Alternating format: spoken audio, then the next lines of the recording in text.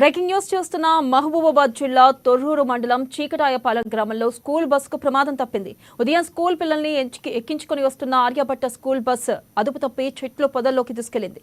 చీకటాయపాలెం గ్రామం చెర్లపాలెం గోపాలగిరి పిల్లలను ఎక్కించుకుని గ్రామం నుండి బయలుదేరిన కొద్ది నిమిషాల్లోనే చెట్ల పొదల్లోకి దూసుకెళ్లి చెట్టుని ఢీకొట్టింది. ఇక ఈ ఘటనలో పిల్లలకి స్వల్ప గాయాలయ్యాయి. బస్సు డ్రైవర్ మద్యం మత్తులో ఉండడం వల్లే ప్రమాదం జరిగిందని స్థానికులు ఆరోపించారు. ప్రమాద విషయం తెలుసుకున్న స్కూల్ యాజమాన్యం డ్రైవర్ను దాచిపెట్టి వేరే డ్రైవర్ను పంపించి పిల్లల్ని కూడా స్కూల్లోనే ఉంచుకున్నారని, కనీసం పిల్లల్ని హాస్పిటల్కి తీసుకెళ్లి ఫస్ట్ ఎయిడ్ కూడా చేయించకుండా స్కూల్లోనే ఉంచుకోవడంపై ఆగ్రహం వ్యక్తం చేశారు స్థానికులు.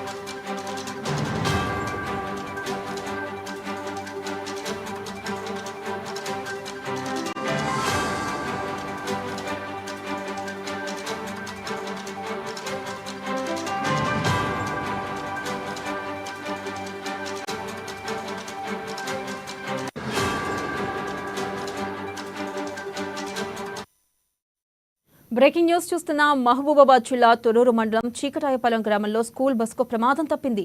ఉదయం స్కూల్ పిల్లల్ని ఎక్కించుకుని వస్తున్న ఆర్యభట్ట స్కూల్ బస్సు అదుపు తప్పి చెట్ల పొదల్లోకి దూసుకెళ్లింది.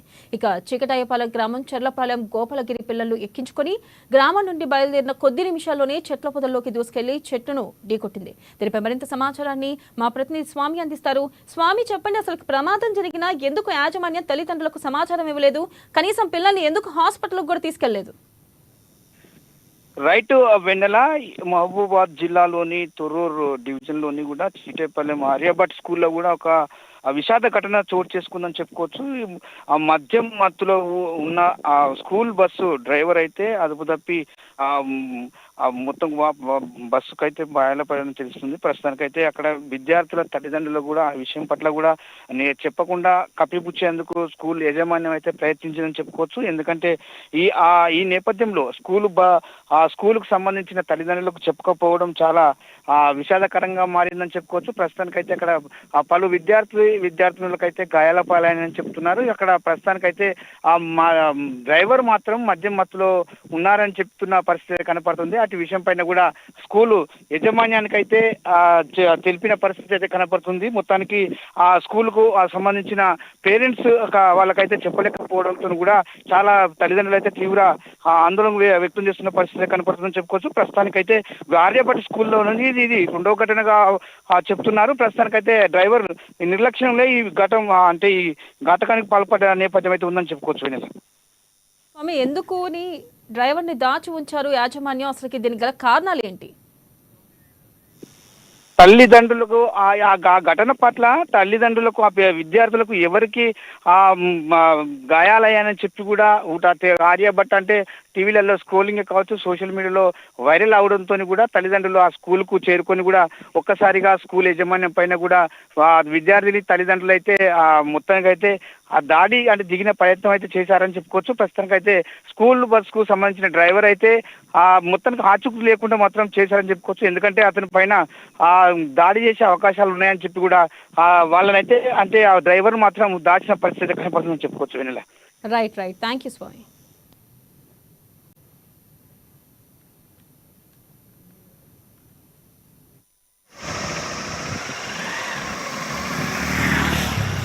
ఇంకో రోజు బాబు రోడ్డు మీద నిలబడ్డారు, పాప బాబు సార్. అతనే వచ్చిండు, ఎక్కించుకోకుండా వచ్చిండు. ఆ రోజు నేను సైలెంట్ గా పిల్లల్ని ఇంటి దగ్గరే ఉంచుకున్నా సార్. మళ్ళీ నెక్స్ట్ డే వచ్చిండు. అంత ఆత్రం ఎందుకు, పిల్లల్ని ఎందుకు అంత ఆత్రంగా పోతున్నావు, పిల్లలు రోడ్డు మీద నిలబడ్డది కూడా కనపడట్లేదు అని చెప్పేసి నెక్స్ట్ డే అన్న సార్. అన్న కూడా సరే నేను చూసుకోలేదు అమ్మ అని చెప్పేసి ఆ రోజు కూడా ఫోన్ మాట్లాడుకునే ఉన్నాడు సార్. సరే పోనీ అనేసి నేను సైలెంట్ గా కూకున్నా. నెక్స్ట్ డే రోడ్డు మీద ఇద్దరు పిల్లలు వచ్చి నిలబడ్డారు సార్. ఆ రోజు కూడా స్కూల్ కి తీసుకురాకుండానే వచ్చింది సార్. నేను స్కూటీ మీద ఎక్కించుకొని అదే బస్ వెనకాల హారన్ కొట్టుకుంటా చిటపాలెం నుంచి స్కూల్ దాకా వచ్చిన సార్. 9 minutes లో స్కూల్లో ఉన్నాడు సార్ ఆయన. ఆ రోజు నేను స్కూల్ లోపలికి స్కూటీ మీద మస్తు వేగంగా వచ్చి ఇట్లా వేస్తారా, పిల్లలు ఎన్నిసార్లు ఇట్లా ఇచ్చి పెట్టి వస్తారు, ఇప్పటికి 3 times అయింది, అంత అర్జెంట్ ఏమొచ్చింది, పిల్లల కోసమే కదా బస్ వచ్చేది, నేను ఇన్ని సార్లు చెప్పినా కదా అని చెప్పేసి నేను స్కూల్లోకి వచ్చి మేడమ్స్ తోటి సార్ తోటి కంప్లైంట్ ఇచ్చిపోయింది సార్. నెక్స్ట్ టైం జరగదు, ఆయన చూసుకోలేట అని చెప్పేసి చెప్పింది సార్. ఎప్పుడు వచ్చినా ఫోన్ మాట్లాడుకునే ఉంటాడు సార్ ఆయన. ఈ రోజు జరిగింది అయితే లేట్ గా వచ్చింది సార్ బస్. పిల్లల్ని రెడీ